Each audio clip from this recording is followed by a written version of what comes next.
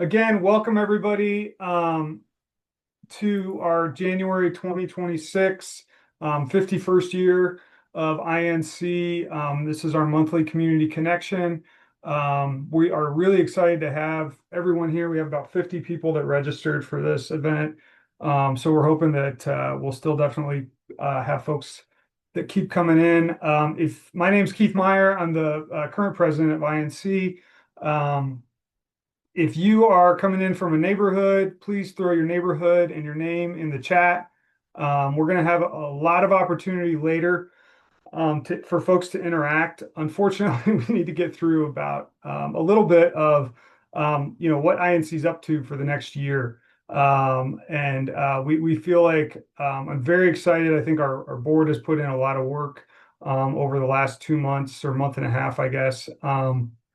To really get organized and have an amazing, monumental, and catalytic year for INC. So we're all very excited about this. We're going to kind of preview a lot of this stuff this morning, and then we're going to do what I feel I feel challenged that we didn't do more of these over the last 3 years that I've been president, but we did one and around the city in the fall, and I know INC for folks that have been around for a while have done around the cities, and that this used to be a really important part of what INC did every month, and I really am excited that we're going to try to bring back more around the city discussions this year to really kind of get a better handle on what's happening in neighborhoods, and we want people to participate in that and really think about you can use this time to talk about or to think about what you'd like to share about what's going on in your neighborhood across the city, so we can really feel more connected.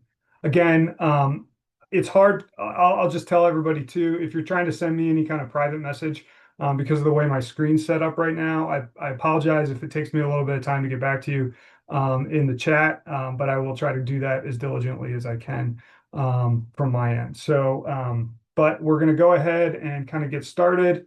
I think if I can get my slide deck to work for me, great. Judy, do you want to do the land acknowledgement? Yeah, I will. I feel honored to do this. Our land acknowledgement. As residents of Colorado, we stand on the unceded ancestral lands of the Arapaho, Cheyenne, Lakota, and Ute nations and peoples. These lands were also a site of trade, gathering, and healing for numerous other indigenous tribes. We recognize Native and Indigenous peoples as the original stewards of this land and our presence among their descendants who still dwell within it. We pay our respects to Indigenous and Native elders, past and present. Our equity acknowledgement. We acknowledge that racial justice, equity, and climate justice are inexorably intertwined, and that poor, vulnerable, and primarily Black, Indigenous, and people of color disproportionately bear the burden due to the lingering effects of systemic discriminatory practices. We commit to doing our part to ensure that when taking any action to create sustainable and a regenerative future, we will respect, promote, and consider respective obligations concerning all aspects of equity, and strive to create systems in which everyone can thrive. Great, thank you, Judy. All right. So quickly, I want to do a year in review from 2025 for us, which was really, I think, it was our 50th year. We had an incredible, I think, amount of connection last year, and an incredible amount of opportunities to really, we feel like, be a really supportive organization for neighborhoods. That started out with our first ever community film festival. We did a number of. I just want to pause and say we did a number of great community connection monthly events, as well as our committees did a lot of work last year too, and we had some pretty, I think, outstanding larger citywide events that we put on last year too, which I wanted to just highlight. We did our first ever community film festival. We had over 50 community partners for that. And we had, I think attendance was over 400 for the screening of Join or Die that we did last June.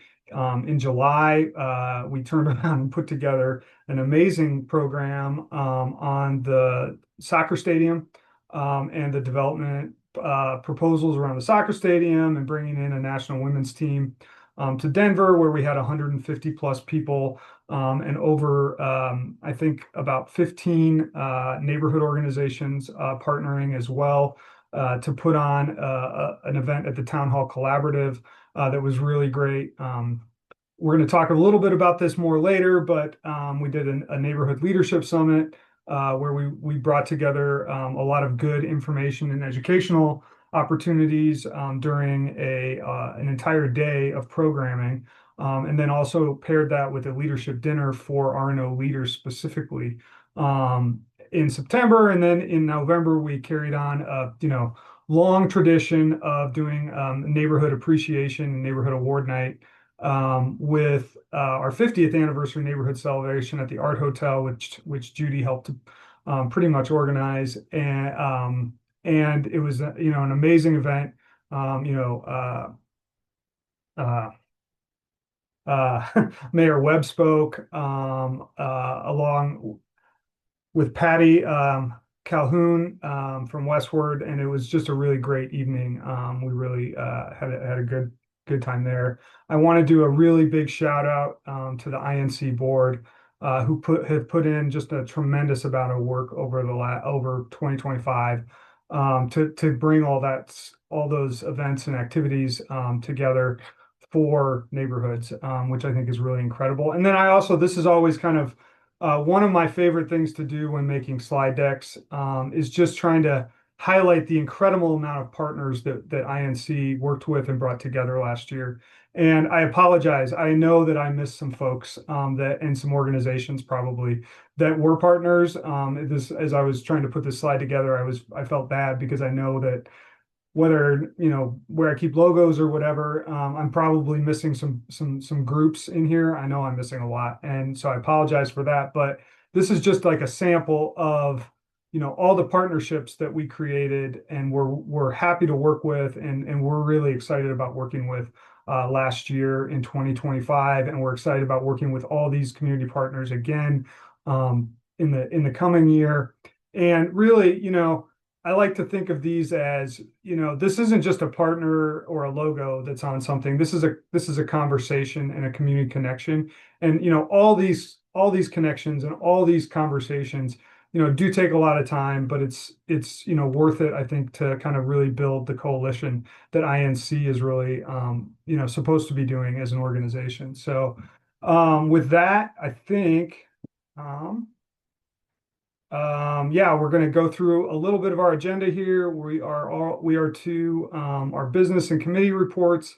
We're going to go through the calendar that the boards helped to create for the next year, and then we're going to just do some business stuff for INC. We're going to talk about some exciting initiatives and programs that are upcoming for the next year. And then we're going to do an around the city discussion.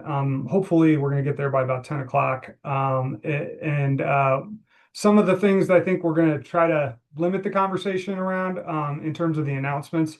But we're definitely wanting to have some fuller conversations on a lot of these in the weeks and months to come. So I just want to, start with our calendar and just I think we're going to start we've already started sending this out, this information out to folks, but if you need to put these dates in your personal calendars, some big things that are coming up, is March 14th will be it'll actually be the first in-person meeting that we have is in March. And that will be at the Montclair Civic building. Thank you very much to Judy for securing that building for us in March. And that will be our annual INC elections. In May, we're going to do the film festival again. That we don't have a location yet for that, but that's the date we're honing in on is May 21st. September 16th and 17th is when we're going to be doing the leadership summit, is something to pay attention there.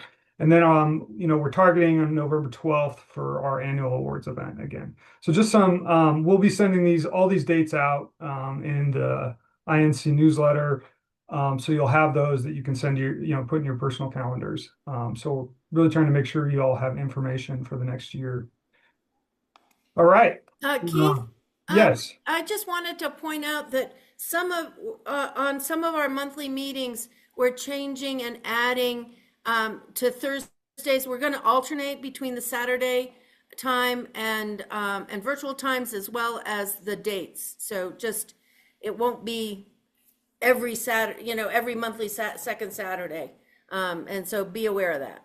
So Yeah, that's a great. Thanks, Judy. And that's yeah, really I in just remembered. response to a lot what we've heard from a lot of folks, which is just that, we understand that Saturday mornings are not ideal for everybody. And so we're really trying to be flexible in how we present programming and how we create opportunities for folks to get together. And we, have kind of honed in on this, trying to do every other month, having a Saturday meeting and then like Thursday, we're still trying out Thursday evenings for community connections as well. And we understand that we will inevitably, cross paths with RNOs that have their monthly meeting at that time. But we're trying to be flexible in how we create programming to make sure that we're, being available, for multiple different types of people that have multiple different types of schedules. So thanks, Judy, for pointing that out. Let me go back here. All right. Kelsey? Great. Thanks, Keith. Good morning, everyone. My name is Kelsey Gano, and I am currently INC Secretary, as well as President of Made for Neighbors, a humble RNO on the east side of Denver. In theme of dates, I hope everyone has their brand new 2026 calendar and ready to break out those new pens and new books to put some exciting new dates in. Especially if you're an RNO leadership group, one important deadline to note is your deadline to renew your RNO membership with the city is January 31st. You must renew by then to remain in good standing for the year. This really does ensure that the city has up-to-date contact information for your organization and to make sure that you're meeting all of the requisite eligibility requirements. I will put the link for this in the chat. And I'm not sure, I've never registered personally because I've had other parts of people of my board do it, but there's now an option to save your progress. I'm not sure if that option has always been available, but you actually now can save your progress on your application to the city, and it will send a link to your email. So if you need to come back to it, change information, that is available to you as well. So January 31st, put it on your calendar. It is a Saturday, but January 31st is your deadline to renew your RNO with the city to be in good standing for 2026. Second important deadline, while we're all here today, many or most of you are likely your RNOs are members of INC. So now is a great time to renew your membership with INC or become a member today. Also, we'll put the link in the chat once I have a moment. Pretty easy registration portal. Any questions, please reach out to us. Hopefully you can renew your membership by March 31.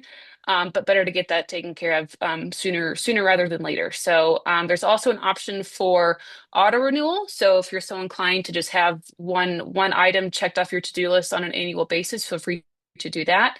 Otherwise, you can do a one-time payment to renew your membership with INC.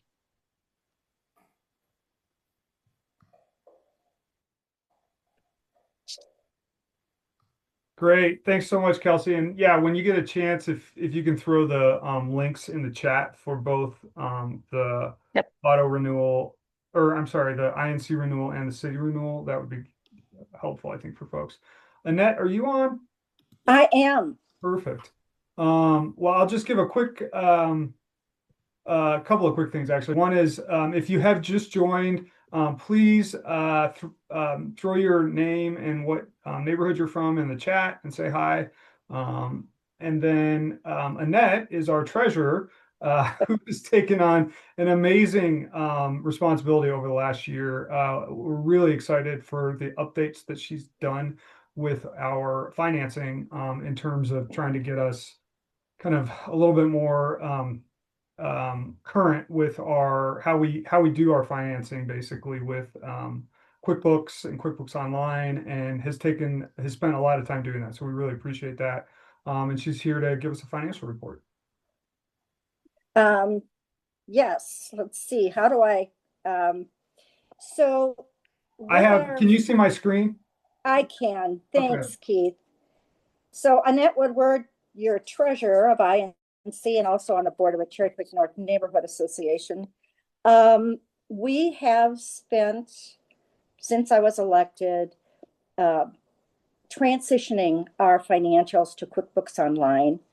This way, when a new treasurer comes in, they'll be able to just learn the system and continue right on with the same financial package. I've had a lot of help with Nicole, our consultant, in getting me up to speed on this. But this is the end of December financial report of where we are. And as you can see, we have a little over $72,000 in all our combined accounts. We have our primary checking account, which is the one that has the $26,000 in. The other checking account is our community fund and funds our neighborhood awards to community partners. And then we have two savings accounts. We had a third savings account in a money market at a credit union. When that one matured, we took that money out, and I had divided that between our checking account and putting half of it into our one of the savings accounts. So, and that was $10,000. So, any questions? Okay. Awesome. Thanks so much, Annette. And again, Annette's put a lot of work into getting us up to date in terms of how we, both accept payments and make sure it's easy for the next treasurer that comes in to work with this. And again, extremely, the more I've been involved with INC and community organizations, I see that dollar amount that we've really worked towards as opportunity, an opportunity to be involved, to give more to neighborhoods, and opportunity to support neighborhoods better, which is really exciting for me anyway. So let's move on to committee reports. And Joel, I think I'm going to stop sharing my screen, or do you want me to wait until do you rather talk about the official position? Yeah, go ahead. I will share my screen. Okay. Okay, let's pick the right window here. How's that look? I can see it. And can you introduce yourself too, Joel? Absolutely. Good morning, everyone. I'm Joel Noble. I chair the Transportation Committee for INC. And as Keith's slide said, I'm interested in finding one or more co-chairs. I've been doing this for about 13 years. For a few years, did have one co-chair, but the time has definitely come to share the load. We meet 6 times a year, sorry, on the odd-numbered months. And so there's a regular cadence of meetings, and we like to have dense meetings. We like to bring neighborhoods citywide up to date on timely topics, and that's certainly what we did this month. For this month, we met a couple days ago on Thursday, January 8th. And these are the topics we went over. The Denver Sidewalks Program, of course, INC has long been advocating for a citywide approach to maintaining sidewalks, which then successfully became the Denver Deserves Sidewalks program that now is completed its first year of collecting funding. And we were happy to hear from Geneva Hooten, who actually was the INC co-chair of Transportation Committees several years ago. She's now with Dottie and is the director of the Sidewalks program. And they've hit some important milestones I'll talk to in a moment. The second presentation we had was from the Alliance to Transform Transportation. This is a coalition of many different groups looking to get leaders in all the municipalities in the region, as well as state leaders, to think about essentially the next fast tracks, the next big investment that moves transportation forward, to have a frequent network of transit all throughout the region. Next, we heard from Amy Kenry, who's on here today from West Wash Park Neighborhood Association. You've probably heard in the press about the Alameda redesign fiasco, the late change in a design that the neighborhood had worked with the city on for years and was finalized. All the drawings were done. The notice to proceed was issued. The neighbors were being told when construction would happen, and then it was suddenly changed.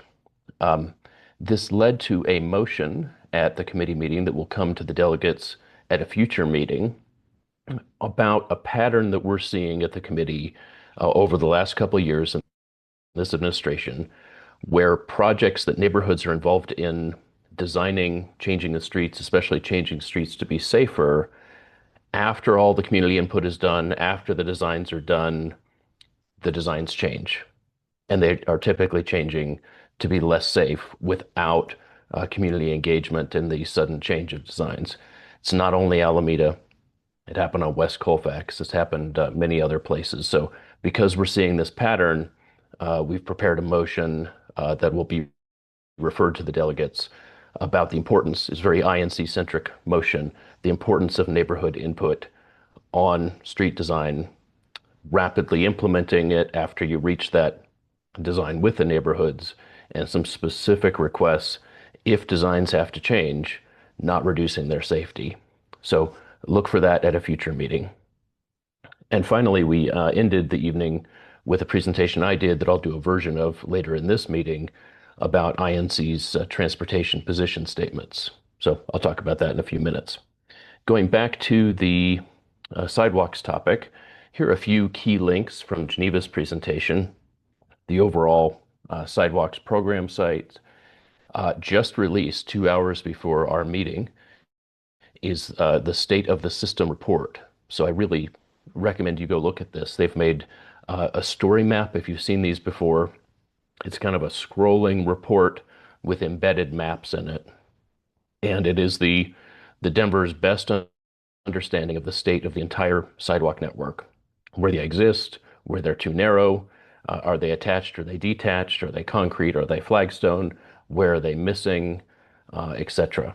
Embedded in that report is a survey that will feed into work that's just kicking off to create what the ordinance called the sidewalk master plan. They have a new name for it. It's the sidewalk implementation plan, but it's the what sequence are we going to do, repairs, new installations, and widening, because some sidewalks are so narrow you couldn't possibly use a wheelchair on them, for instance. So what's the order we're going to go about these over the next 9 years? So input in this survey will be used by the group that's putting together the implementation plan.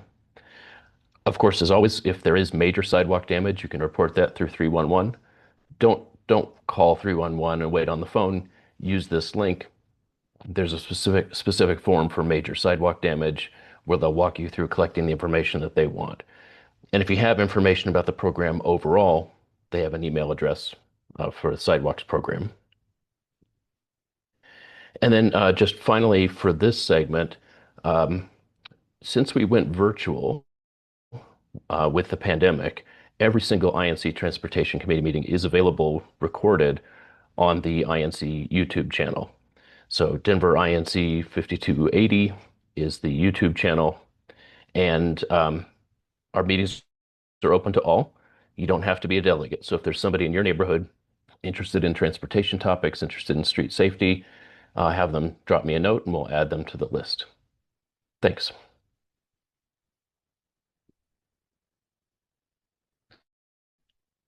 Thanks, Joel. I will ask if Joel Cox is on right now to talk about ZAP.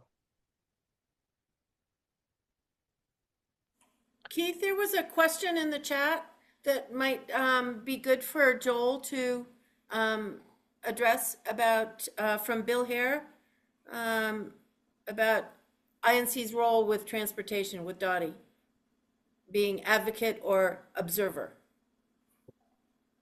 INC has always been an advocate for neighborhood voices. We want neighborhoods to be effective. We want neighborhoods to know how to influence the city.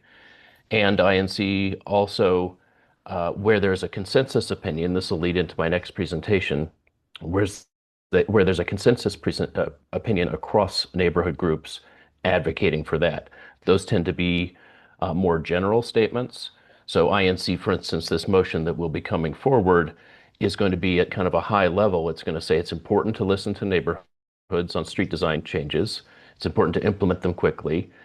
And if a design has to change after neighborhood input was already finalized, it's important to come back to neighborhoods. So that's kind of this INC principle of putting neighborhoods first. What INC would be unlikely to do is advocate for a particular design or a particular intervention in a particular neighborhood, because we want the neighborhoods to be centered. We want neighborhoods to be empowered and powerful. So for the Transportation Committee, what we've always done is try to bring timely topics to shorten the distance between neighborhoods and the people doing the work. They could be in Dottie, they could be in CDOT, could be RTD, et cetera, so that neighborhoods know what's going on, have the connections, and can be influential. Thanks, Joel. And I'll just kind of add that, Joel has done, I can't even talk about it appropriately, probably how well of a job Joel has done in organizing the Transportation Committee. I think it's for a long time now been a high output committee in terms of getting information to neighborhoods every year. And I think that the format of the way that Joel has set this up is something that, we've gone about trying to mirror in other committees as well, which is having these 6 meetings a year and then really trying to make them very impactful, and then also being able to be a resource outside of those meetings. And so, in terms of looking for co-chairs for this group, what I think Joel has done a lot of work, and we don't want to necessarily feel like we need to replace Joel with another Joel in terms of time. But if we can find, 2 or 3 co-chairs that Joel can show how to do this, I think, so that, it's not feeling like, being a committee chair for this would be something that would, take up all your time or anything like that, but really try to figure out, how we can work together as a team to keep this level high for both this and the Zoning and Planning Committee in terms of being able to get great information out to neighborhoods. Am I saying everything right there, Joel? Yeah, that's fantastic. And then I don't know if Joel Cox is on, so why don't you go ahead and present on the updating of official position? Yeah, let me share my screen again here. And is that working once again? Does that look good? Okay, great. So INC position statement. So for many, many years, INC has had thematic collected positions on various topics. So I'll talk a little bit about the history of this and the different terminology that's been used for these. But as I mentioned at the speech I gave at the 50th anniversary dinner, I think of INC as having 3 major things it does. The first is we learn together. We bring information, we bring speakers, we bring current topics, so together we can learn. We learn from each other. And today, with Around the City is one of the key ways that INC neighborhoods can learn from each other. There's many other ways that's done, often quite informally. And then thirdly, when all these diverse neighborhoods from across the city have a common opinion about what we want or what we don't want, a change, we can speak with one voice. So this little presentation, and Keith said I'm limited to 10 minutes, so I'll start a little timer here, is about that third category, taking positions, and specifically these collected positions. So as I said, we have a long tradition of doing these thematic collected position statements. In the bylaws, these are official positions. They're adopted just like any other official position with a detailed uh, voting process. And the current ones, if you're familiar with them, they're called platforms, and that's just simply because a prior INC chair was sort of a very political person, and he liked using political language. He thought platform sounded important, but they really are just these collected positions. So, as part of orienting new board members this summer, something Keith asked me to get involved in, I did a deep dive into the archives of INC and was reminded that INC actually used to update these positions annually. Here's an example, 1995 newsletter. And you can see I've kind of called out here that it used to be this regular rhythm of updating the position statements at the same time for voting at the same time as the annual meeting. So it became a key thing. If you got your renewal for INC membership in by the voting, you could vote on the position statements. These were paper newsletters at the time, and they just were many, many pages when these position statements came out. So this is just an example. I'm not going to go over them in detail, but back, many years ago in 95, we took position statements on education, healthcare and environmental issues, housing, metropolitan growth issues. And you can see, because it was a regular rhythm this was done, that these are kind of red lines. It's not, of course, in color, but the underlines representing what's changed from the previous year's collection of position statements. Parks and Rec, public safety, transportation. So I was fascinated to read things that we took position on that came to pass, which is always wonderful to see, as well as ongoing issues. Person mobility down here pertains to bikeways, things outside of cars,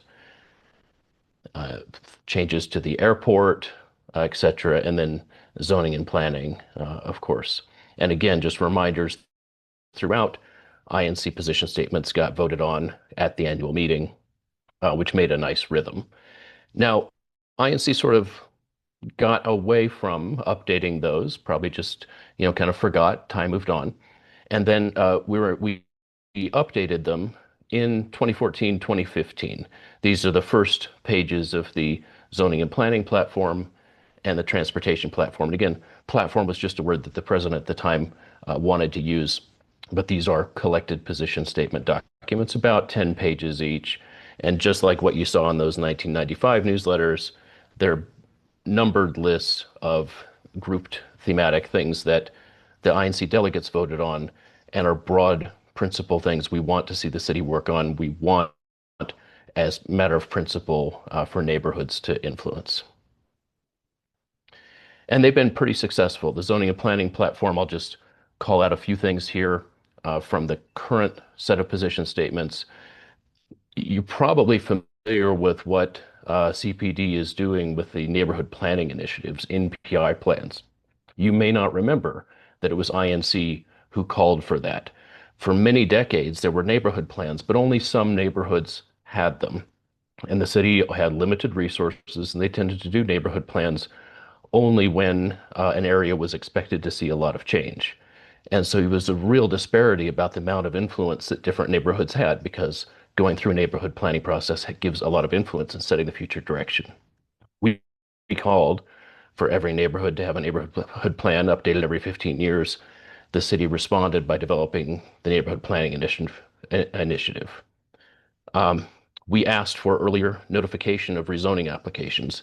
The city responded by notifying neighborhoods as soon as a complete application was submitted, not waiting until there was a public hearing scheduled.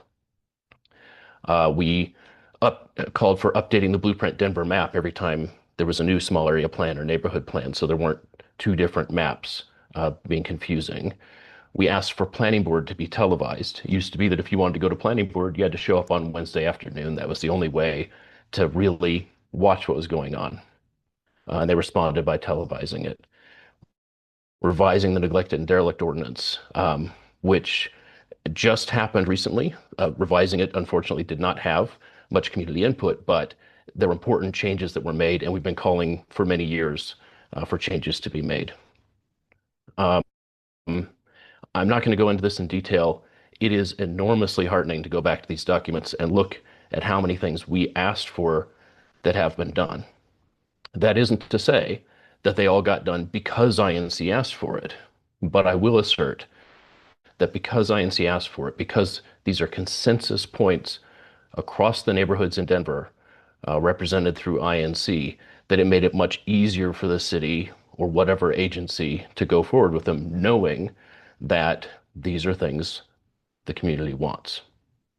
So I can share this. We'll be going over this as we update these, as I'll talk about the last point, but I'll switch here to transportation. I'm very proud that INC was one of the very first organizations in the city to call for the city to commit to the Vision Zero goal of reducing traffic deaths and serious injuries to zero. And these are just a little of the timeline here. Unfortunately, traffic deaths still go up. So we've got the commitment, but we don't yet have the action, changing the streets to be safer. And of course, at our last meeting, Amy Kenrice's presentation on Alameda is just one of the many streets on the high injury network where most of the deaths and serious injuries are occurring, and neighborhoods keep advocating to make them safer. Completing the sidewalk network, of course, calling for this for many years, not just in our transportation collected position statements in 2015, but for many years prior to that.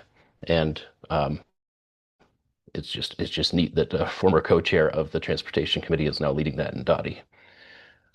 Slower speeds in neighborhoods. INC has been calling for this consistently in our position statements, and then in 2020 made a specific call for the 20 is plenty, so that undesignated local streets where no other speed limit is posted, the default speed limit went from 25 miles an hour to 20, which was adopted by City Council in 2021. Moving street maintenance into the regular budget. There was this really unfortunate practice for many years of when we do bonds, we're asked to vote on bonds for transportation, half of that money going to street maintenance, which means we're going into debt just to maintain the streets, just to fix potholes. And we got consensus across neighborhoods. We want to ask for this. We want to push for this. We got several seats with INC and RNOs on the Elevate Denver Bond Committee. And in that committee, with that already built consensus, pushed back on what was going to be overwhelming amount of money going to street maintenance, instead having the bond money go to projects that improve the city. So again, I'm not going to go through all of this point by point. It's just really wonderful to see that when we have consensus and we can document it, it helps focus everybody and it helps the decision makers know there is consensus on these points. So again, fast forwarding, we've been incredibly successful at having collected position statements. Departments and agencies know that what we're interested in, it's empowering to make a difference. And as was just illustrated through the many slides, large portions of the current platforms, our collected position statements, can be celebrated and removed. We can propose new things and we can revise the things that have not yet been achieved. What I'm saying is, as we update these, we're not starting with a blank piece of paper. We're going to go through what exists, celebrate what's been successful, and revise what's left, including seeing if there's new points that there's broad consensus on. So on December 8th, the INC board voted to ask the Transportation Committee and the Zoning and Planning Committee to update these position statements. Over the next 3 months, we're each going to have working groups of people getting together, doing just what I said, identifying what's already been achieved, removing it, revising the language of what remains, proposing new things. And then, of course, this will come back to the delegates because no position is an official position until the INC delegates have voted on it. And we need your help. So please write to the INC Transportation Committee if you want to be a part of this working group. You can write to Joel Cox if you want to be a part of the Zoning and Planning working group. And we're not going to drag this out. We're going to target that kind of 3-month period and then bring it back to the delegates. Thanks. Kelsey. Thanks, Joel. I was wondering if there's a sort of limit on participation for these working groups. Like, do you have to be a delegate of INC, or can you just be a person in a neighborhood who loves to advocate for transportation and zoning? What are the opportunities for participation? Completely open? That's a very important question. All of our committees are open to anyone who lives or works in the city of Denver. So we don't expect that the delegates who spend your Saturdays here are the only ones who can participate from your neighborhood. Anyone can participate. So please pass along that email address, transportation@denverinc.org, both for folks in your neighborhood who might want to be involved in the committee and, of course, updating these position statements. I'm going to stop sharing my Great. screen. Thanks, Joel. I Um, kept it to 10 minutes. Yeah, nice job. Um, so I will ask you to put in the chat either the transportation email address or your email address to if you want to contact Joel Noble. So I would kindly refer to them as Joel Squared, Joel Noble for transportation. If you'd like to, if you're interested in being a co-chair, or if you're interested in being part of this working group to update the platform. You can, Joel will put his information in there. And Kelsey, maybe if you're able to put Joel Cox's email address for Zap in there in the chat, that would be great as well. And I am going to share my, well, actually, I don't even need to share my screen right now. Judy, let's just go to you because I think the election information is next. Perfect.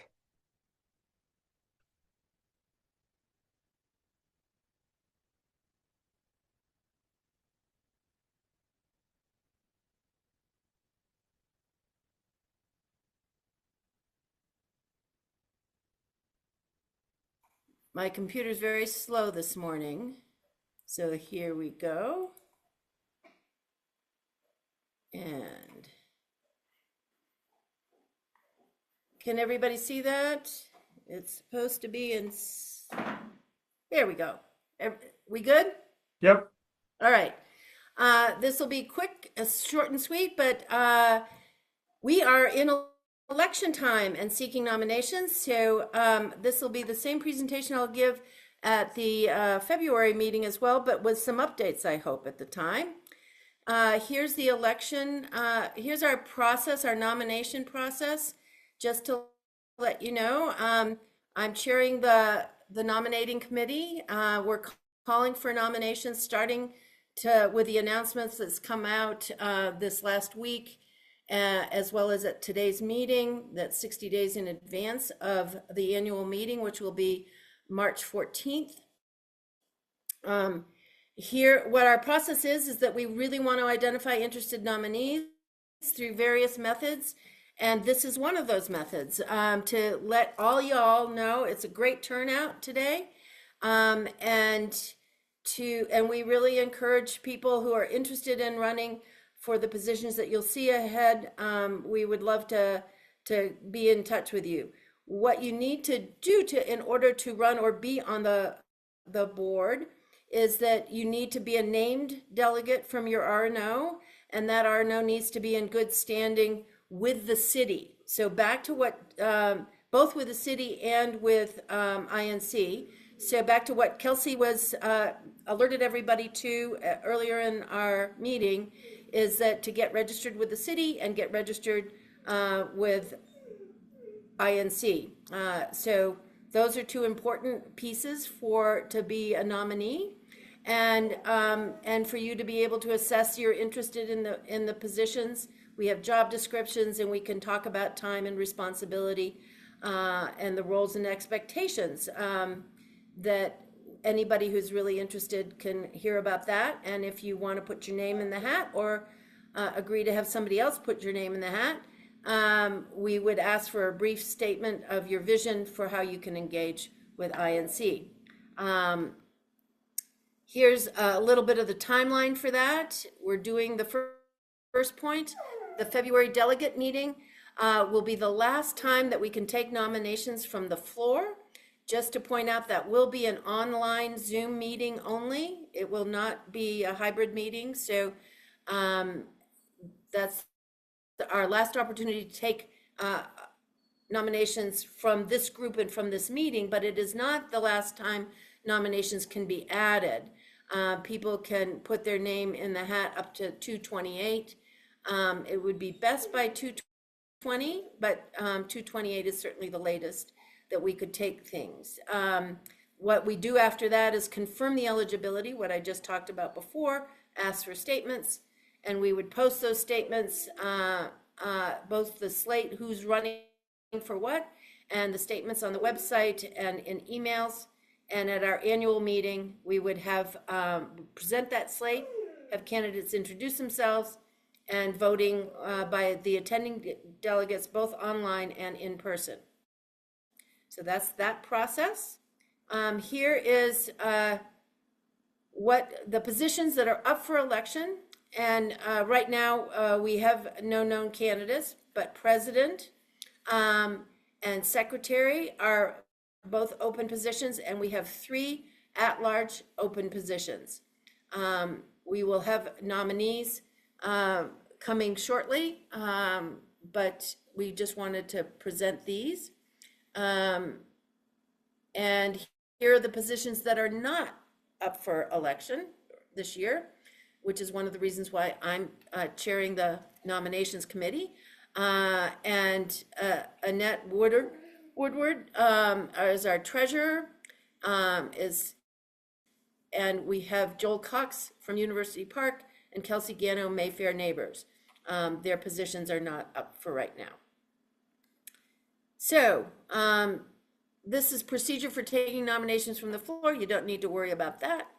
And there we go. So that's all for now. Any questions that anybody has about our process?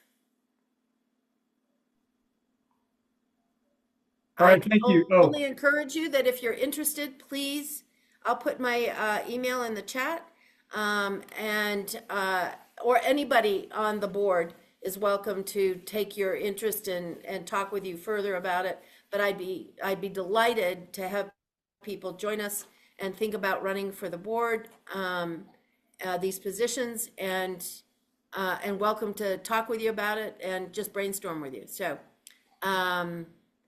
with that, I'll turn it back over. Hey, thank you, Judy. Yeah. Do you want to, yeah, you stop sharing? Okay, Yeah. great. Let me share my screen again then. All right, we're moving along. I think we're at a pretty good pace here. So, and again, if you want to put any your contact information, Judy, in the chat, Yep. For folks, that would be great. Okay, so can everybody see my screen? Mm-hmm. Great. Okay. Other ways to get involved this year. I think this is one of the parts of today that I am most excited with sharing about, that we just have a lot of great initiatives starting up. 2026 is going to be a huge year for INC, and we're really excited about what this organization can bring to Denver neighborhoods this year. Starting off with the second annual Community Film Fest. Again, I mentioned this earlier. We had over 50 neighborhood organizations, or I shouldn't say neighborhood organizations, more broad than just neighborhood organizations, community organizations, unions, schools, nonprofits joined to put on this screening of Join or Die last year, which is really all about joining and being part of community-based organizations. And it was an incredible night. We had, like I said, we had over 400 people pack into a theater in North Denver. We had a lot of, great food, a lot of conversation. I think Vicki Collins is on here. She moderated a discussion from Bucket List Community Cafe post film that we had, and we're looking to repeat this as well this year, which we're really excited about. And that's going to be coming up in May of this year. So we're really looking for folks that want to get involved with that effort and help. We still have a lot of work to do to, lock down a venue, and then also find the film to show and all that. And if somebody would mind doing, putting my email address in there, or president at Denver INC, in the chat box. If you want, if you're interested, definitely looking for, some individuals to get involved in kind of the early planning of this. And then we're going to be reaching out again to all the great neighborhood and community organizations that were involved last year, and really trying to make this an even bigger and better event this year, which we're really excited about. And then Kelsey, do you want to talk about the Leadership Summit? Sure. Some of you on our call today may have participated in last year's Neighborhood Leadership Summit, but this year's third annual Neighborhood Leadership Summit is feeling pretty solid in its dates of September 16th and September 17th. You may be wondering why they're split across 2 days. The first day, the 16th, is where we have an R&O leadership dinner. We really think there's value in R&O leaders across the city getting together and sharing experiences and resources together, and just sort of feeling personal support in the type of role and what it takes to lead a registered neighborhood organization. And then the next day, we have a full day virtual workshop. For those who participated last year, we had a full day of programming with topics ranging from board recruitment to membership. And it's just a really great way to hear from folks with experiences in all different types of areas. If there are areas you would like to learn more about or keen on thinking to bring to your R&O, one of mine that I've been thinking about is renter engagement. How can R&Os actively engage renters in their neighborhoods? So we're sort of definitely still open to programming topics, but we have our dates confirmed. We have our tech confirmed again. Sabrina's going to support us again on the virtual workshop day. So again, the 16th will be an R&O leadership dinner. The 17th, an all-day open virtual workshop with varying topics to be determined. But we would love to see you all there. Again, any topics you would like to see, please reach out. I'll also put my email in the chat. But really looking forward to this. Again, it's just a great way to get people together, and sort of aligns with some of the progress on the R&O ordinance update work, but really just looking to provide resources and information to R&Os across the city, no matter how organized your resources, your group may be. I think this is just an opportunity for everyone to learn something. So we'd love to see you in September. Great, thanks, Kelsey. And I think to go back, I see Michael Blake asked a question about, do you have a potential date yet? I will say that I didn't know if that was for the film festival or not. The film festival date, I believe, is somewhere around March 20 or May 21st. I'm not sure. I'd have to go back to the calendar, but I believe it's somewhere around then.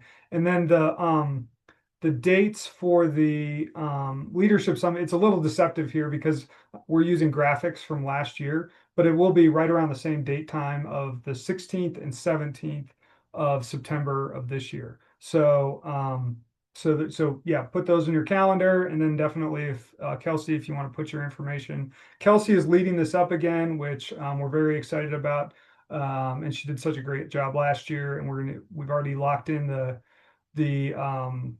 the online tech support that we had from last year, so we'll be hopefully even better this year in having all our tech stuff straightened out for the day. Which, I got to say that having led a lot of online meetings, doing a full day webinar presentation, it was definitely worth the investment of having that person involved, and she did an amazing job for INC for that. So moving on, we have other opportunities this year too to get involved. Just kind of some highlights here.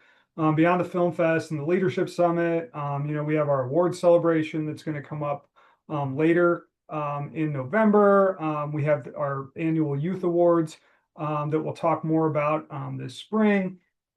Other outreach efforts, and then we're always working to develop. We actually gave an award to Jane Lorimer at last year's awards event, who many of you know. Jane's been around for a long time, has done a tremendous job fundraising for INC and creating a lot of partnerships with us, with organizations around Denver.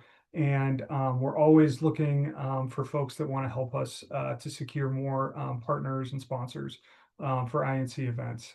So that's all a lot of ways that folks can get involved with INC over the next year. We're still keeping this program going. I will be honest with you that this was a really great idea that came out about 3 years ago during a board discussion. And nobody's really taken us up on this that much. I think we've had two organizations that have taken us up on this, but I think it's a really great idea and effort. And so I kept it in the slide deck just because I do think it's if your RNO wants to host a meeting in person, we'd love to help support that. And if we can do it financially, I know it's not a ton of money, but it is enough to put on a good program. We're happy to help with our resources to make that happen. And please reach out and we can connect about making that happen and bringing some highlight to some issue that's going on in your neighborhood. So Keith, is the only thing we need to do is for somebody to just email INC or email? How do we reach? How do RNOs reach out to us? Well, you can email put in that president@denverinc.org or secretary@denverinc.org as well. I think are probably the best ways to do that right now. Great. Great, thanks. All right. Any other questions? All right. And I do see Thomas with a great question about when the Leadership Summit videos are going to be posted from last year. And we are working to get those processed, and I apologize. I take that responsibility on, and we had a lot of things come up this fall, and we are working to get the Leadership Summit videos up quickly. But thank you for keeping that top of mind. Great. Okay, I want to take a couple of minutes to talk about this, which I am very personally excited about, which is this growing collaboration that INC and the University of Denver have developed over the last probably 6 months or so. And we're calling it the Denver Civic COLab right now. It's a collaboration between INC and the DU Center for Community Engagement for Scholarship and Learning, which really is designed to pair students with community-based organizations. And what we've been working to kind of pilot this and try to figure out how we can do this in a thoughtful way, both for DU and for neighborhood organizations and for community-based work as well. And we've really kind of tried to figure out what are some good opportunities out there. And we're very excited. The board's actually meeting with DU on Monday to kind of work through a little bit more of this and get to know each other better. But we have 6 interns lined up for the spring that are going to work with INC. That includes 2 law school interns and 4 undergraduate interns that are going to help us on things like our website, which I do see some comments in the chat box about. They're going to help us with that. Another thing that I think is really exciting that we talked about is really trying to capture, I think that one of the things that I think about is really knowledge transfer. And I think we have a lot of people that have been around for a long time that have a lot of experience, and really understanding what are some of the neighborhood, Joel kind of talked to this a lot earlier, which is, what are kind of some of the ways that leaders that have been around for a while have seen the city work and seen neighborhoods work better, and really trying to capture a lot of that. So I think one of the things we've talked about is interns doing interviews with neighborhood leaders and really trying to capture a lot of those stories and information, and trying to make sure that we're figuring out a way to get that in a format that folks that is readily available, along with using interns and having interns involved with some of the things like our transportation committee or our zoning and planning committee, and helping to support that, or other functions that INC is doing. We have a lot of needs for social media, website work, things like that. So we're really trying to figure out some of those relationships and how that's going to work. Just in the what's already happened so far in our pilot project, we had 3 law school interns that helped to support the community members that were on the community benefits agreement for the Denver Summit FC CBA process. And the work that those law students did directly affected getting $7 million for in community benefits for neighborhoods in Denver, which we're really proud of. We also, and this is a little bit of a preview.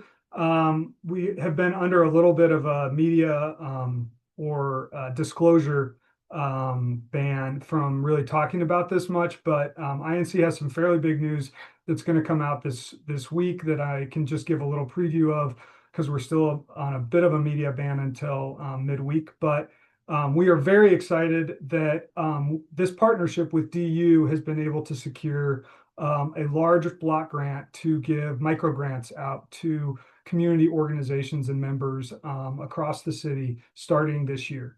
We're looking at about 20 grants that we're going to be able to provide, and we're still putting all the pieces together about how this is going to work. But we are very, very excited to be able to be part of this process and part of a bigger picture for how community and neighborhoods and people that are working to build community connections can be better supported across the city. So we're very, very excited about that. Moving on. So we were also, since Kelsey, if for anybody that was involved in the leadership summit last fall, that, excuse me, Radian and the offices of Councilman Cashman and Gonzalez Gutierrez did a presentation at the end of the meeting regarding the whole R&O ordinance updates. And so because of that, they reached out to myself and Kelsey as they are, working through getting some of these ordinance updates kind of thought about, and they've been doing a lot of, I think most of the people on this call probably have been part of that process over the last 6 to 8 months. In terms of collecting data and collecting and building a report of really looking, at R&Os and more broadly at, community participation from neighborhoods and how updating an R&O ordinance might look. And so, they are getting ready to release this report soon. And then I think based on that, they're going to start making some recommendations and moving legislation through, but really trying to find out, what questions are still out there, how can this process look, what are neighborhoods, concerned about with the process. I think all those things kind of came up. We had a discussion with them this week, and we just wanted to report back a little bit on that discussion. It was very broad stroke. There was not a lot of specifics. Kelsey, correct me if I'm wrong on that, but we said what we do is try to kind of communicate our conversation with them to all of you so that people feel like they are kept up to speed, and also not that things aren't being hidden, at least on our end, from regarding any information. So and Kelsey, I'm going to let you jump in here as well, just to, Sure. if there's anything you want to add to that. Yeah, thanks, Keith. So I personally found the outreach from City Council to be heartening and positive. I think they've likely received a lot of feedback about their engagement on this data and how this process has been moving. So it was helpful to hear from Radian and the city about their perspectives on how they approach this effort and how they continue to approach it. Some just hearing from them personally was really helpful. They really are invested once this report from Radian comes out. They are committed. They have told us they are committed to returning back to neighborhoods and communities on the sort of first draft of this legislation ordinance update. They did also tell us this will not be a one fell swoop update. It's possible that there could be updates over time. But they are committed to going back out to neighborhoods and communities for additional feedback on what that draft looks like. They don't know how that's going to look or what that's going to look like or what the timeline is for that. But I was heartened at the conversation. I was heartened at the invite, but did have a chance to sort of go to the heart on a couple of the concerns that was shared. For what it's worth, Radian did say some of their initial review of the data is that the themes are pretty clear. They were expecting a whole broad range and spectrum of issues that were reported in their data and outreach, but it's really kind of synthesized down to probably 3 or 5 issues.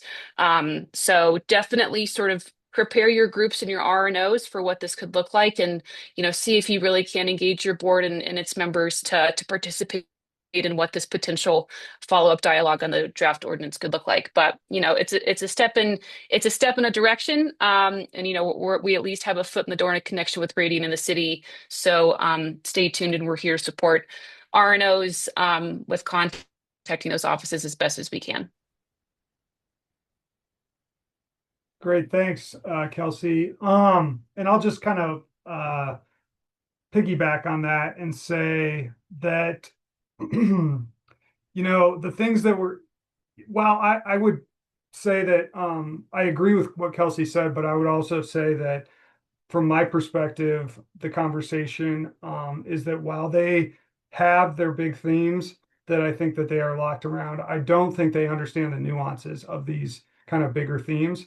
And I think that is something that they really need perspective from RNOs and people that have been around for a while. And I will, just personally say that I kind of tried to present that information in a way that I thought would be received well. And I don't know that it was in terms of, the importance of that. What I found from working with RNOs now for several years is that there is a lot of nuance that kind of gets passed by, and it's not till you go back and have more conversations about that.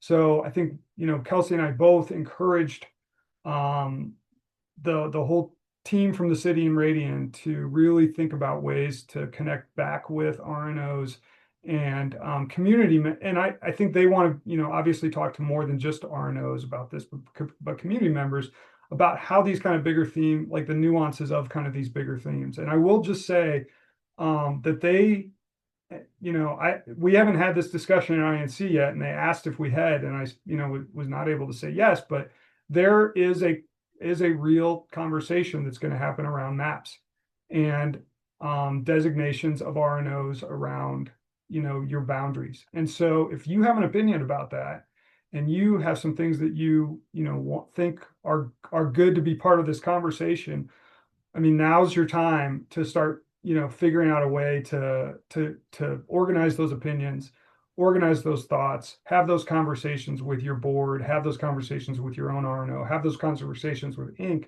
because that is going to be a part of this discussion. And they did, sorry, Keith, if I may, no. they did say that they're interested in continuing to receive feedback and meet with people to talk about this. So take them at their word. We'll put we'll put info in the chat for some contact there. But if your group or you personally have concerns or questions about this process and what this could look like, they have an open invitation to the Denver community on meeting with people about this. According to them, they vocalized as much in our meeting. So we'll be sure to share out those contact informations with the group. But they did make that available.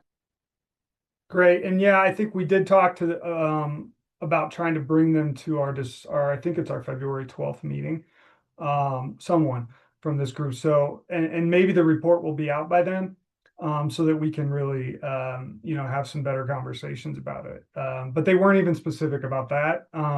But my guess is that they will have a report out by then. I responded to so they sent us minutes, and we kind of tried to put those minutes in a kind of a concise bullet point list for you here.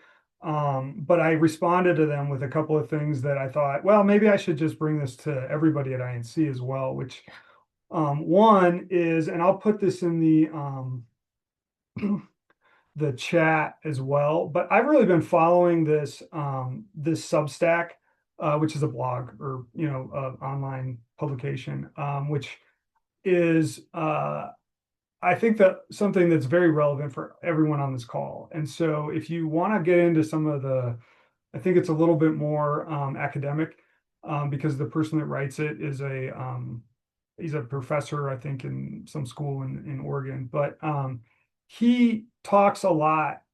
He's a landscape architect professor, but he also talks a lot about community and community building and community building methods. I sent them back this post, which I had read not that long ago, which is all about the different levels of community engagement.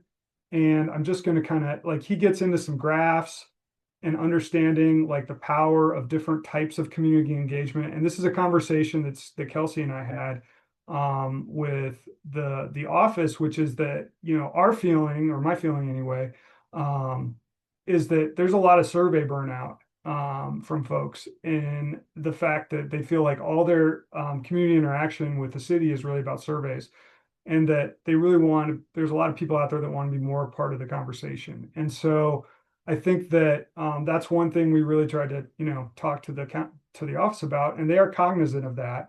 And they want that when they talked about coming back to RNOs, you know, they talked about different ways of doing that besides surveys. And so you know, this, you know, post just talks about different optical community engagement opportunities. And I'll put this in the chat as well, but I did just want to kind of highlight this for everyone. And it's a really good, the answer is community, I think, is actually a really good blog or whatever to follow, and really kind of pull some, it's kind of thinking about, you know, there's a resurgence of community organizing and participation, I think, going on across the country.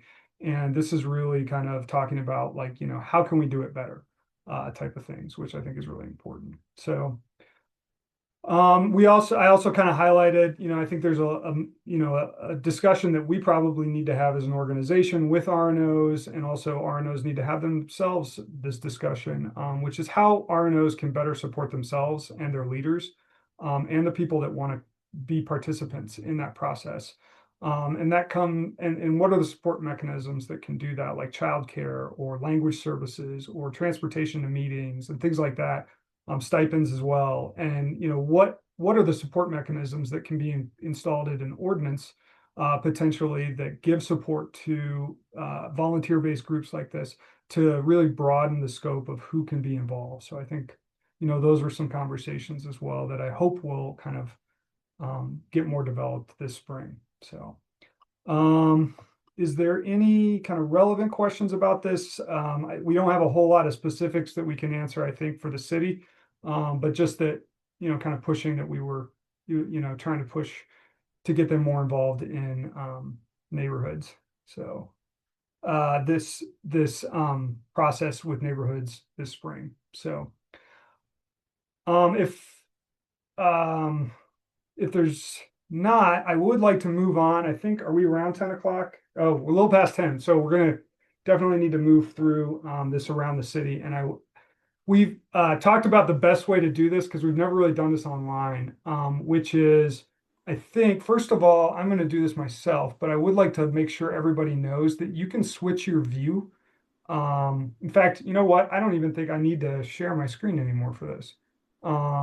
Which, yeah, you can switch your view to gallery on your own if you want, and that gives you a little bit more folks to look at.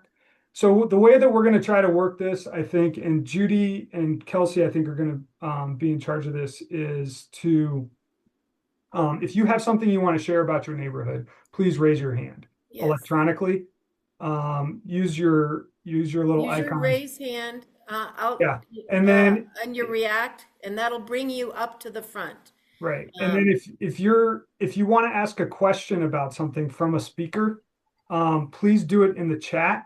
And then Kelsey or myself, I think Judy's going to run this, and then Kelsey or myself will try to filter possibly 2 to 3 questions at the most for each person, for each topic, because I think we have several topics that I know of it, at least, that are going to be talked about. And we want to make sure we give everybody an opportunity, and we're going to try to keep each topic a little fairly narrow, and maybe 5 to 8 minutes or something, so that we can get through a lot of these. And we're still, you know, obviously trying to wrap up in about 30 or 40 minutes, so that we can all get out here and enjoy our day. So I will go quiet and let Judy. Yeah, Amy,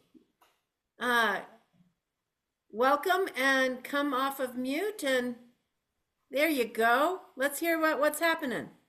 All right. Thanks for calling on me first. I am from West Wash Park Neighborhood Association. I am not a delegate, but I wanted to just talk just super briefly about the Alameda Lane repurposing project that I presented to the Transportation Committee on behalf of West Wash Park earlier this week. And I'm happy to answer any questions in the chat or by email later. But this was a 5-year community process. The city received a complaint from a powerful neighbor along with 300 signatures. The city, in return, completely changed the project, even had to change the name of the project. Our neighborhood association learned about this by press release. The change downgraded safety on Alameda Avenue, created new safety concerns, and the city removed a safety analysis from their contract with Kimley Horn. We sent a petition to the city with 1,000 signatures asking them to return to the original plan. And that seems to have fallen on deaf ears. The mayor said it was a compromise, but it's a compromise in safety. We appreciate the support of the rest of the neighborhoods. And that's pretty much the big news coming from West Wash Park. Thanks. Wow. Are there next steps?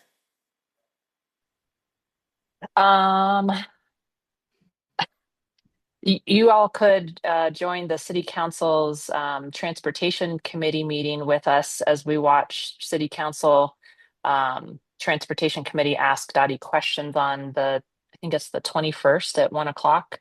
It's probably a virtual thing too, but you can attend in person if you'd like. That's the next step. But as we know, City Council can't tell the mayor what to do. So yeah, they don't seem to be listening to us. Kelsey, are there any questions for Amy in the chat? No questions that I can see. But Amy, if you're open to putting in that city council date in the chat, if people are so inclined to participate, that would be great. Thanks, Yeah. Amy. Great. Yvonne Lopez, you're next up on my screen. Hi, everyone. My name is Yvonne Lopez. I'm with the Valverde Neighborhood Association. Can you hear me? Yeah, great. Great to have you. Thank you. Yeah, we're working on a garden. We're trying to bring equity to this marginalized community, and I may call out for support from all of you. It's called Gals Who Garden. It's at the Florence Crinton High School. It's a high school that honors and represents pregnant teen moms, and so we're trying to launch this beautiful garden and teach little kids how to grow food. And so yeah, we're going to need a lot of support from around Denver because we don't have a garden, we don't have a grocery store, and we don't have, we're a food desert. So I'm looking to try to get more involved. I did put something in the chat that kind of minimizes why I haven't gotten involved. But yeah, just looking forward to new beginnings and a positive outlook on how we can support more marginalized communities. Thank you. That's so impressive, Yvonne, and so exciting that you're doing this and a call for action from all of us to support this. Yes, very you. excited for you. Thank you very much. Kelsey, just checking. Keep rolling. Okay. Bill Hare, you're up. Thanks for all your comments in the chat. And Hey, Bill. Busy. Yeah. Hey, Kelsey. Hey, good morning, everybody. My name is Bill Hare. I'm Vice President of the West Highlands Neighborhood Association and head of the Transportation Committee. I really want to thank Inc. and specifically the Inc. board and very specifically Keith for the leadership that I've seen over the last year from Inc. It's been about 7 years since I've attended an Inc. meeting because 7 years ago I was pretty unimpressed and discouraged with what I saw. And I'm really energized to see what looks like an agenda and an energy that is going to make a real difference. So congrats on the initial steps, and look forward to being involved in bringing even more energy. As far as West Highlands goes, we've been a pretty dormant since the pandemic. We've been a pretty dormant. I'd give us maybe a D+ in terms of our effectiveness and energy. But we are coming back to life. One of really the two areas that we've maintained a fair amount of effort is in historic preservation. We have 3 historic districts and a very strong historic preservation committee and a good land use planning committee as well. Other than that, we've been pretty dormant. That being said, the hottest thing right now in West Highlands is we are in the process of changing the zoning on Highland Square, which is centered at 32nd and Lowell, through the D08 overlay. If anybody's familiar with that, it essentially means that within the overlay, any commercial property that wants to remodel has to maintain ground floor activity. They can't put, an apartment on the ground floor. So it's really meant to preserve our retail districts that are very important for walkable communities. The item that really is coming up for us that I very much want to talk to Joel about and talk to others about is safety at Highland Square. We are very concerned about the amount of traffic. I won't get into the details. We've been extremely frustrated with, I'm sorry, I'll try not to swear, with Dottie.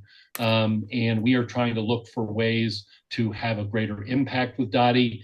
One of the things I'd like to throw out to all of you, and that I'll be following up with in a variety of ways, is I really think one of the only ways that we're going to get paid attention to is if we band together under Inc. or as individual RNOs and come up with individual areas within our RNOs that are safety concerns, band together and get that in front of the mayor. We need to start getting in front of the mayor, not our council people. We've got a very good council person in Amanda Sandoval, currently the council president. They have limited things they can do. If we want to have a real impact, we've got to show the mayor's office, little Mr. Smiley, that in addition to vibrant bond items, which are his shiny toys, he's got to take care of the day-to-day safety issues in our community. And each of us individually are not going to be able to accomplish that. We've got to do it together. Thanks. Great call for action, Bill. And it's in the notes. It's on the record here. So And congrats on and congrats on sort of revitalizing your RNO. I'm sure ask and ye shall receive. I'm sure people will be chomping at the bit to get involved. So proud of West Highlands. Keep it up. yeah. Robert Schmidt, you're next up on my screen. You caught me in mid-typing. Oh. I'm Robert Schmidt. I'm with Berkeley Regis United Neighbors. I'm delegate to INC. My main focus is on planning and zoning. So I attend the INC ZAP committee meetings and then report back to our board and our own ZAP committee on that. What's of news in our neighborhood is that Brunn is working on a good neighbor agreement with a prospective new tenant for the Yates Theater at Yates and 44th, which would hopefully reactivate a long dormant building in the community with a motion picture theater and event venue. That will also have a lounge and a bar involved in it. Their plans are looking for a 300-seat venue on that. So that venue being embedded in the community is of interest and concern to Brunn in general, but the immediate neighbors surrounding that. So we're working on some GNA language and issues, and hopefully that we can move forward and support this effort, which will be really great for our community. That's great, Robert. If it comes to pass, maybe it's a venue for the third annual the Film Fest, INC Film Fest. That very well could be. Yeah, it would be. They've got a lot of effort to do. The bill. We had a tour of the inside of the building in the fall, and being a retired architect, a phrase from one of our studio crits was "a long way to go." But hopefully they'll have the staying power and the effort that can bring this project to fruition. Great. Well, great to hear from you, and great to hear about that. That's terrific. Okay. And stay involved with ZAP. Yeah, you guys do a great job. So this is a great meeting today. Teamwork makes the dream work, right? Right. So okay, Stephen. Stephen My Griffin. name is Steve Griffin, and I'm not really involved within the RNOs. The reason I came today was to get back involved because a CU Denver professor and I are in the early stages of designing a research project we're hoping to do focused on older adults and improving their participation in the local government decision making involved with resisting gentrification of their neighborhoods, but it could be almost any kind of changes, major changes to their neighborhood. And the reason I came today was we were hoping that INC might consent to be our one of our community partners for this effort. And we were hoping to engage with one or more people in INC about following along with us and being that voice of the community for us. Um, I'm going to put my I'll put my email in the chat again, and hopefully we can get together and see what we can do. That sounds good. We might like to have you give some presentation to the board and figure out how we best can be supportive of that effort. And then Keith, how we all can share your information afterwards. Once your project is up and running, how we can also support by getting the word out in whatever way that looks like. Yeah. Okay. So I'm just going to point out real quick in the chat here that first of all, Lou Raiders, hi Lou, Robert Schmidt, who was just speaking, please contact Lou because she's phenomenal in supporting these kind of efforts. Hi Lou, and also for Stephen, or yes, Stephen, this is a really amazing project that you all are talking about, and we have a lot of amazing projects coming up this spring, so I don't want this to get lost. But so please email me and Judy and Kelsey as well, and we will try to get. We need to set up a meeting, I think, because that's the way that these things I think get moved forward a little bit better. Yeah, please continue to push, and I would love to have as many folks from INC and this kind of universe involved in this discussion because I think this is really important. The work, this kind of research project that you're doing. yes, Okay, Steve. if I could ask somebody to contact me and set it up. Sure. Yeah. If I'll one of be the you one. can just email me and tell me who to respond to, and we'll start our discussions. Great, thank you. Yep. Judy, can you do that? Yep. Perfect. Awesome, thank you. And Steve, just out of curiosity, what neighborhood do you live in? And do you have an RNO? You're on mute, Steve. I'm in membership recruitment. I live in Central Park. Okay. Ah. Do you know Carol Hunter? She is, I believe, in Central Park and on this call. So we should get you lined up. Yeah. So I'm afraid I really haven't been that active in getting out in my neighborhood. My Smells focus like a has great been elsewhere. opportunity, Steve. yes, Central Park. Yeah, I in the past, back when I was doing my doctoral program back in 2006 through 2012, I was a regular attendee at most of these meetings and did some, actually presented on my dissertation on the dog park master plan process. Then got a little frustrated with public participation in Denver city government and went elsewhere. Okay, well, Carol put her email in the chat. She'd love to hear from you. Yeah. So I would encourage you two to connect. Yeah. Okay. Exactly.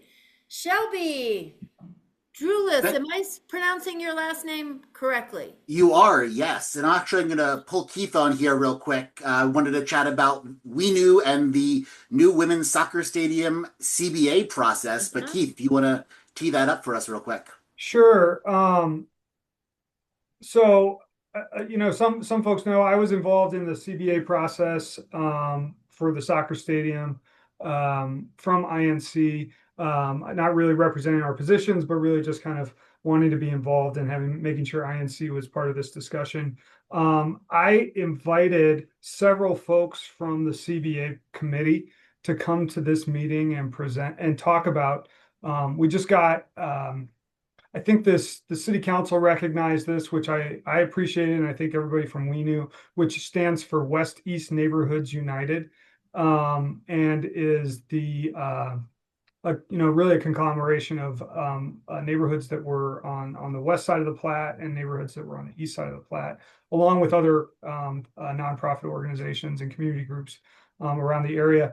But really, we felt, we had a lot of discussions about this over the last 8 months, that really this was the opportunity to try to create a community benefit agreement that was centered around neighborhoods, and really providing benefits for neighborhoods. And I think we did a really great job of trying to secure some of those. I'm not going to necessarily need to talk about all the specifics. I did invite some other folks on here to do that. And if you were a member of WENU and you want to share, a little bit about some part of the community benefit agreement, and I can try to get a copy that's a link somewhere, so folks can read it. But the contract it reads a little bit like a contract, but there are some really tremendous things that we felt were kind of groundbreaking in terms of actual benefits for neighborhoods and neighborhood organizations in that. So I'll kind of shut up. And if you're a member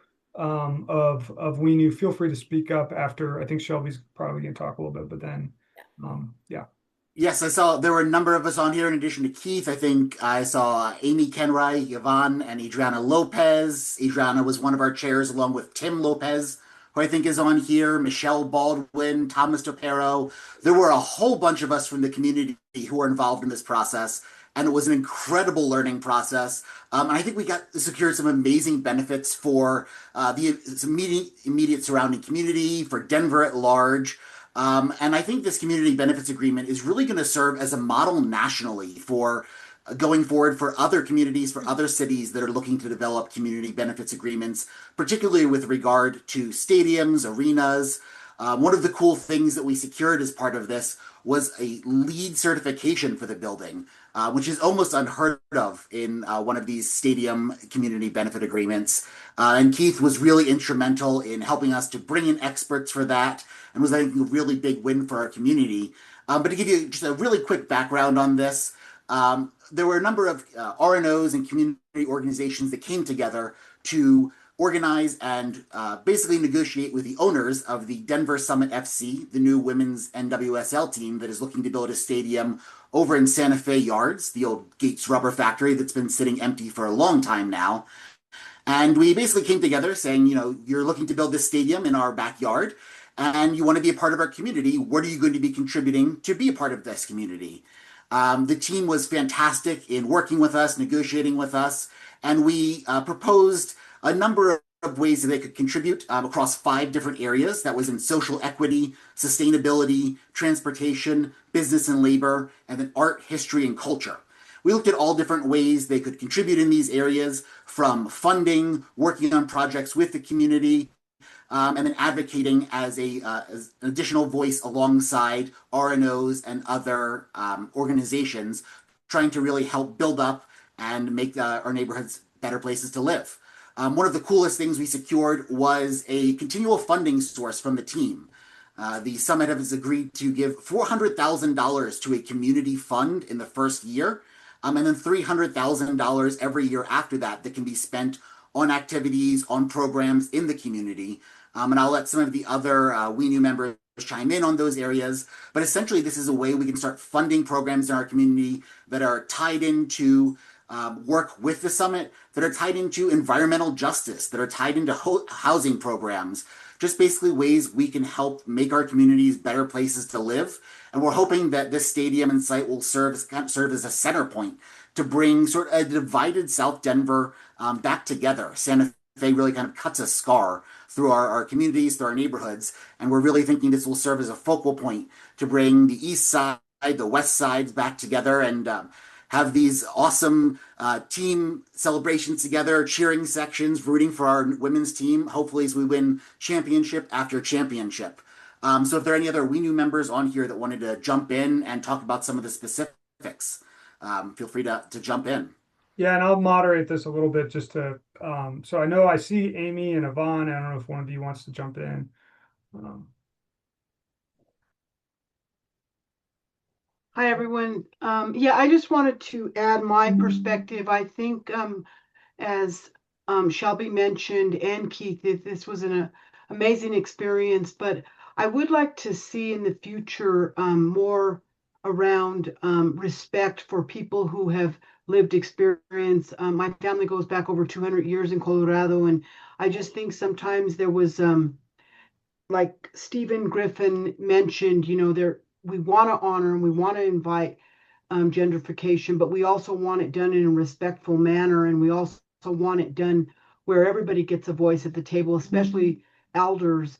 And so, from that perspective, like I said, it was difficult, but it was very good to go through this process to learn about all the different perspectives, and then have them meld together and create a CBA that will hopefully lead, especially as it pertains to environmental justice and social equity.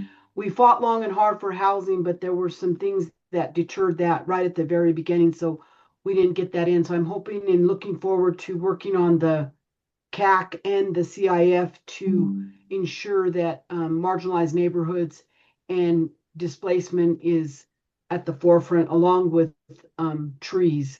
So anyway, thank you, Keith. Thanks, Yvonne. Adriana, I see you're on here too. Yeah, I just wanted to add, if y'all haven't had a chance to catch some of the news coverage on this, Adriana, I'm going to pause for a second, just oh yeah. ask if you can introduce yourself, actually. Oh, sorry, Keith.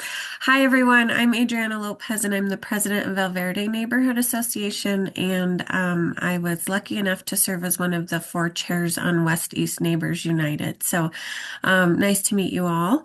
Thank you for having us this morning from Valverde. Yeah, just to add, Yvonne had mentioned the CAC. So that's the Community Advisory Committee that the West East Neighbors United Committee set up as part of the Community Benefits Agreement. And so I think, it was a very long process. It was a short process in a long process. We started this in late June.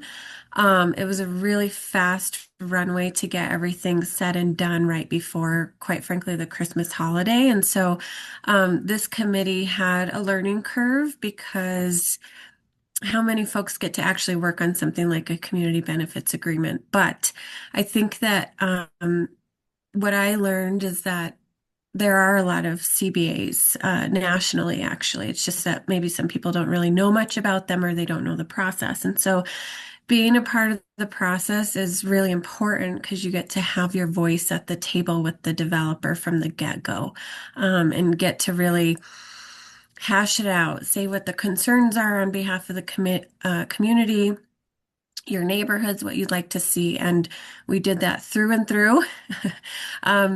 Sometimes staying on calls till 10 p.m. at night. So it was definitely a labor of love, but for everyone who came together and really made this happen on behalf of their neighborhoods, I mean, there's just nothing more to say about it except for wow. Just so grateful for all the volunteer work that went into this.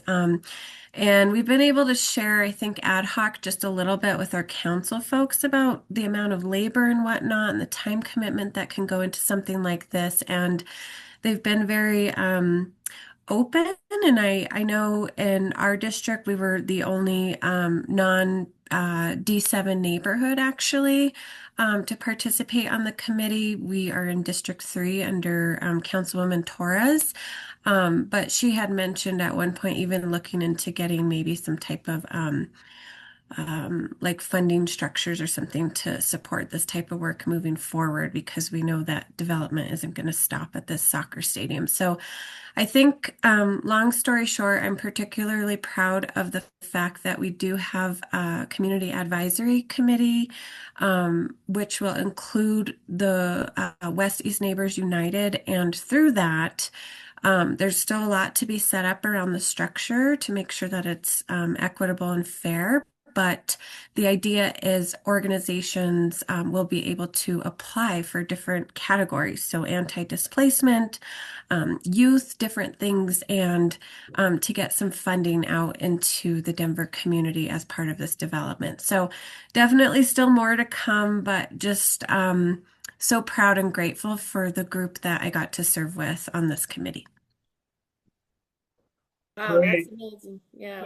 Thanks, Adriana. And I'll just highlight a couple of things or a few things that I thought were pretty amazing that we got. I always know that meeting space for RNOs is actually comes at a premium, and it can be a real challenge. So we got some language in there for meeting space at the stadium site for neighborhood organizations and other community groups throughout the year, which I think will be really tremendous. We got neighborhood organizations included in the language for the community investment fund. So the community investment fund can actually invest in neighborhood organizations, which is, I think, really great. And we got an Easter egg for Gertie Grant, which is $300,000 for trees specific in that area of Denver.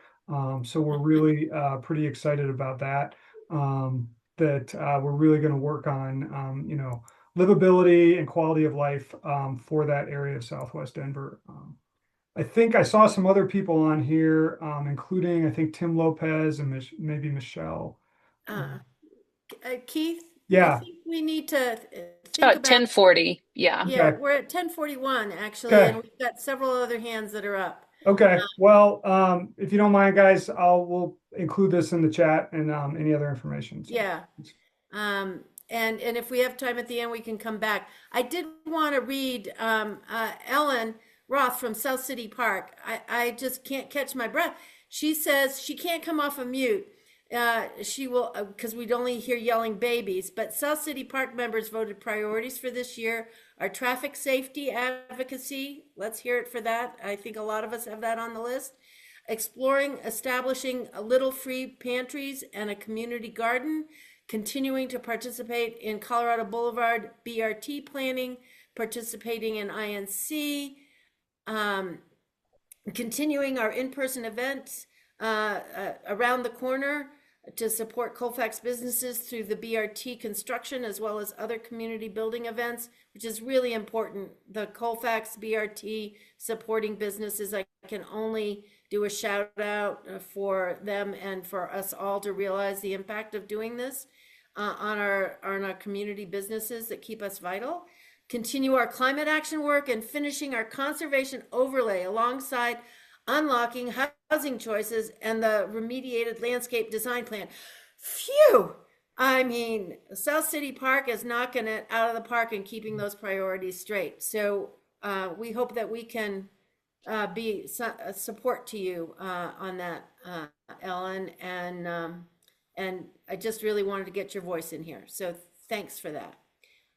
Tim McHugh. Thank you. I'm a delegate from East Wash Park.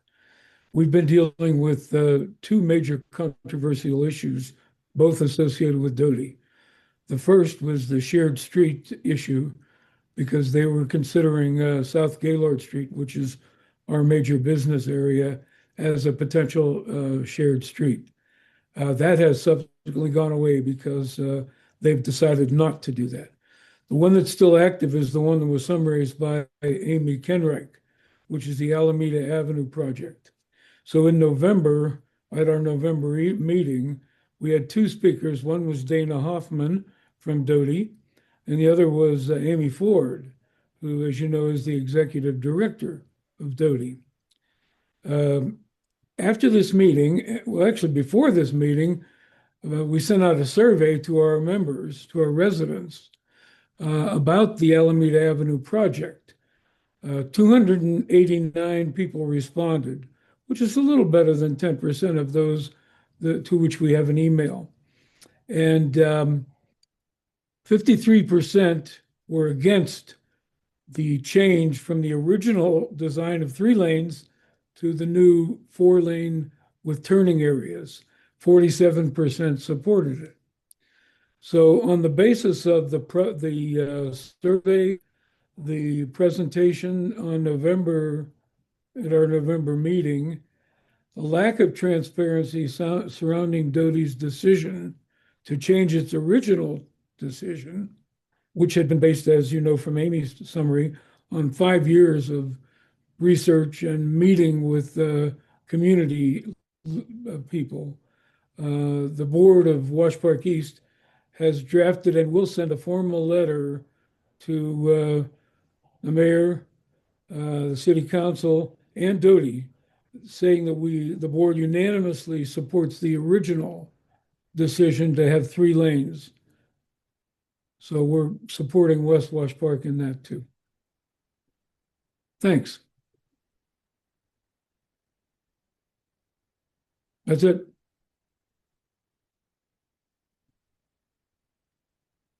Judy, you're muted. Thank you, Tim, and thank you, Kelsey. That's an important issue and really requires banding together. Really, I wish you the best on that. Gertie Grant, you are up. Thank you. I'm Gertie Grant, and I live on Lincoln, just north of Alameda, which puts me both in West Washington Park and the Baker Historic Neighborhood. I am not a delegate. What I want to pass on with everybody is the challenge that the immediate neighbors are having with a restaurant that also has a cabaret license, and enforcing a good neighbor agreement, which we are finding is very difficult. The operator of the holder of the license has in his good neighbor agreement that he's not to exceed the sound ordinance limits, but he is finding that he can make more money exceeding the sound ordinance limits, as well as violating the good neighbor agreement, than it costs him to pay the fines for violating the noise ordinance. And it is just extremely frustrating for the immediate neighbors who are dealing with this. The RNOs at this point, Baker is more involved in this than West Wash Park, because West Wash Park has been very focused on the Alameda issue. But it is very frustrating to find that excise and license is not only telling us that they will not include on the conditions of a liquor license that they not violate the noise ordinance, but there's nobody that appears to have any teeth who will enforce the noise ordinance. And I know Lou Rader has explained to me that in Cherry Creek, the police will enforce the noise ordinance. That is not what the police are saying to us at the Baker meetings. They say that is probably because the security company hired by the RNO is using Denver police officers, but they are enforcing that it is a private enforcement issue. It is our mechanism. It is not through the regular Denver Police Department. And at this point, I'm not exactly sure what's going to happen. Our council person is involved cheering on the neighbors that are complaining, but there doesn't seem to be any effective way so far of getting this license holder to stop inviting, I don't know what to call them, hard rock bands that come in after 10 o'clock on Saturday night and make the neighborhood vibrate in ways that neighbors are finding offensive. Thank you. Gertie, what's the name of the venue? I the name of the venue is Brooklyn's Finest Pizza. I hesitate to do that because they have really good pizza, but they don't seem to be able to make enough money to selling their good pizza. Then it's a complicated situation. The police have been involved. The council person is involved. It's not pleasant, and the GNA process, good neighbor agreement process, is not proving effective in handling this. I'd only asked because I think Vicky Collins with Bucket List Community Cafe was wondering, so maybe something will potentially come of that. Well, he's got two very good pizza places. One is up in the Regis neighborhood, and the other is, I think, in downtown Denver on the mall. I think it's somewhere downtown. Yeah. Also, Lou Raiders asked for you to send your GNA agreement to her. She might be able to help look it over and see what options might be there. Yeah, those are tough ones, and it's tough to put teeth into good neighbors agreements. It does rely on people holding up their end of the agreements.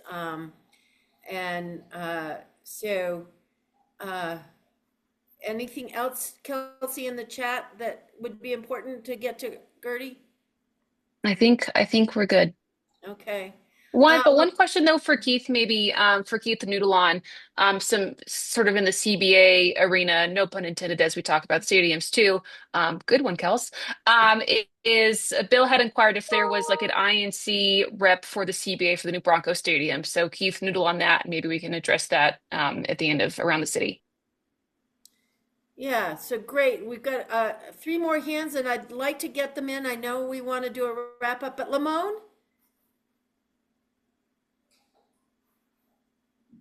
One of our at-large delegates here. Good morning. At-large members on the board. Hi, Lamone. Good morning. How are you doing today? Good.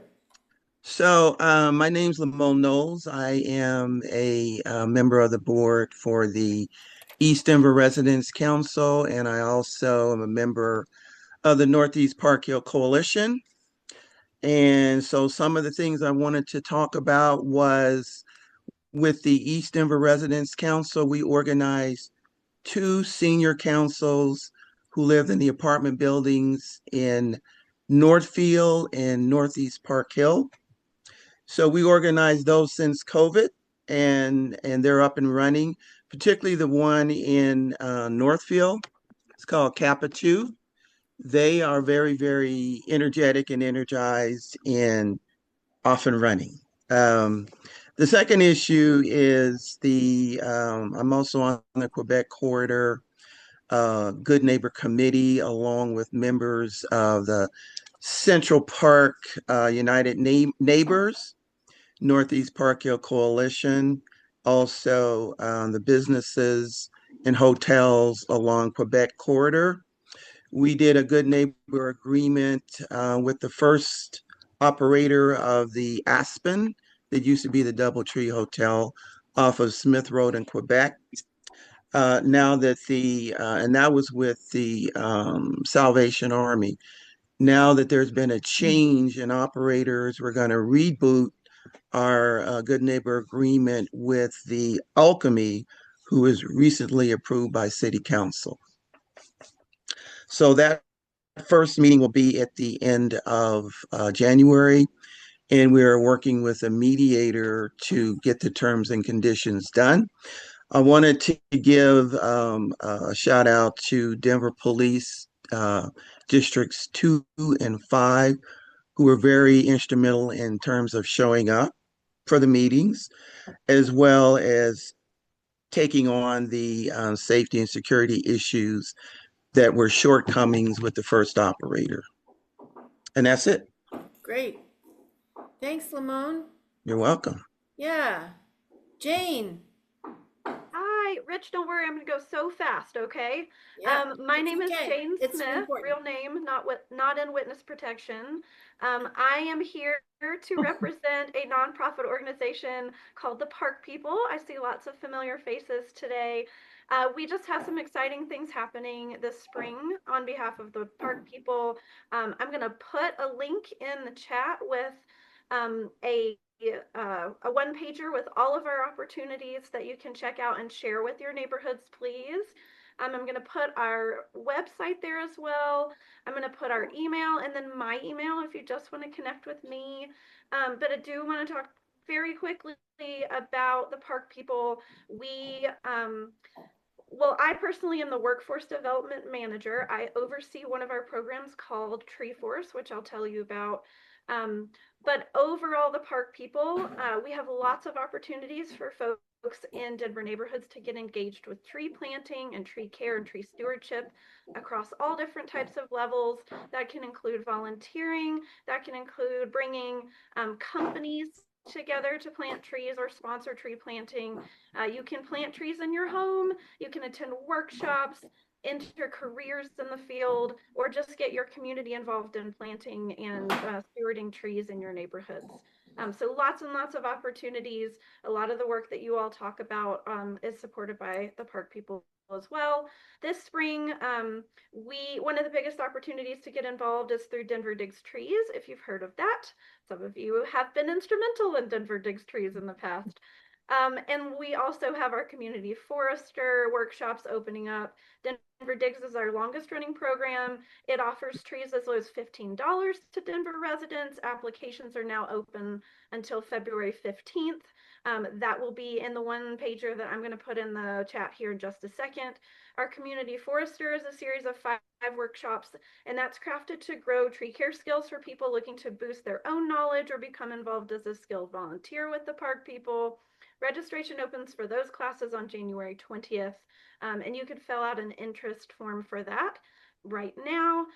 And additionally, Tree Force, our workforce development program, the one that I oversee, helps to train individuals from traditionally marginalized communities to learn how to become skilled workers in tree care. So if anyone is interested in becoming an arborist, they can take our program, see if they're cut out for that type of work.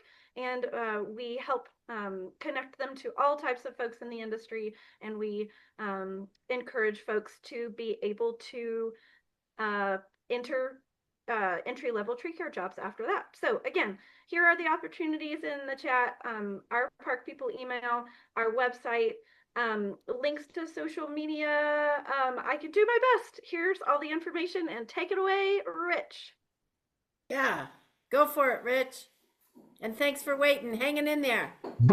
Hi, I'm Rich Wagner. I'm actually a new delegate from Sunnyside last year. So, yeah, although I lived in Sunnyside for 28 years, I think, delegate this year. I think Sunny's done a number of impactful things, but I think one of the things I just wanted to mention some of the things we've done to really broaden engagement in the community, kind of doing fun things. So I think, that's kind of important to do. I think a signature thing, we had a really great health and wellness festival on a Saturday last summer. So it was really successful and really got families out, fun things for kids to do and so on.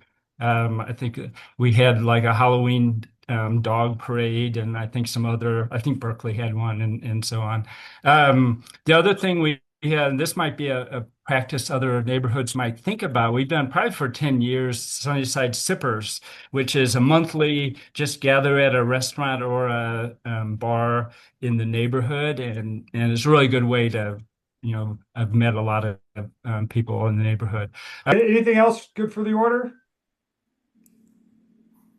Thank you all. All right. Well, thanks again. And we'll continue to get information out to folks.